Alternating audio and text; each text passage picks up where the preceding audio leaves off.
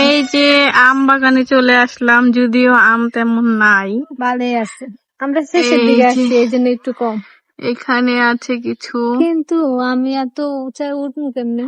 এখানে আছে কিছু। এই কালো কালো দাগ পড়ে গেছে কেন?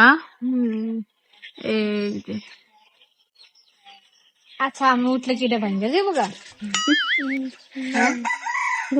চেষ্টা করে দেখতে পারে।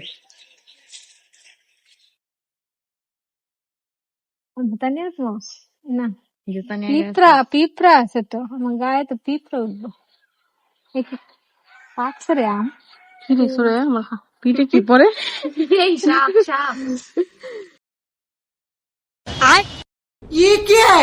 গাইস, জানি না গাছে উঠতে পারবো কিনা, তবুও ট্রাই করে দেখি। ছোটবেলা অবশ্য গাছে উঠতাম, আর এখন বড় হয়েছে, এখন তো গাছে ওঠা হয় না। দেখা যাক। আর ওরা এখানে বসে বসে পোজ দিচ্ছে, আর আমি এখানে গাছের উপরে উঠে আম পাড়ার ট্রাই করছি। কোনটা পারবো?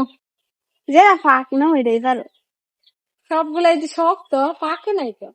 তোমার পিছন হেই ইয়ার দিকে ওদিক দিয়ে ইয়াটা এইগুলা পাকছে। তোমার উপরেও তো আছে। পাকছে? পাকে নাই রে। তোমার উপরের ডা? আরে কাঁচা। তোমার উপরের ডা? দাঁড়া দেখতে। উপরে উপরে উপরে। টাইট অনেক। ওই দিক দিয়ে দেখতে। হ্যাঁ, ওইটা দেখতে হবে।